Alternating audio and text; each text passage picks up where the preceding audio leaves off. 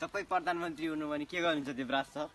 म प्रधानमन्त्रीमा पहिलोचोटि त मैले सबैले मासु भात खुवाउँथेँ। अनि यो बाटो चाहिँ यस्तो खाल्टो छ। यता देखाऊँ, यो बाटोलाई चाहिँ अलिअलि सम्हाल्नु चाहिँ यस्तो अप्ठ्यारो। यहाँबाट लोट्यो भने गइन्छ। यो बाटो सम्हाल्थे। यो बाटो यस्तो बनमरै छ, पुरै झाडीलाई सरसफाइ गरेर पिच गरेर दिन्थे।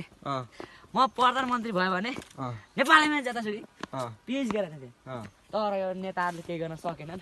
तपाई प्रधानमन्त्री हुन हामीले के गर्नुपर्छ भन्नुस्? तिमीहरूले सबैलाई मासु भात खुवाउँछ अरे भनेर आउनु भन। मैले चाहिँ त्यही केही गरेन, मैले सबैलाई मासु भात खुवाउँछु। मासु भातहरू चाहिँ सबै मेसित आउँछन्। अनि मासु चिउरा कन्टेन्टमा आएको मासु र पुलाउ खुवाएपछि त सबै आउँछन् क्या। मासु र चिउरा अन्डा नै मासु नि पुलाउसित खुवाएपछि सबै आउँछन्। त्यसो भए यो बाटो पिच गरिदिनुहुन्छ तपाईँले? म गरिदिन्छु।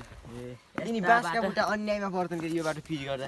यो बाटो बढाउनु पर्यो, बाँसको बुट्टा फाल्न पर्यो। यो बाँसका बुट्टालाई केही हुन्न, यता कुन चासनला क्यारमला कुन चासन नि यस्तो पर्खाल लाखा हो केही हुन्न। यो अलिअलि गराउला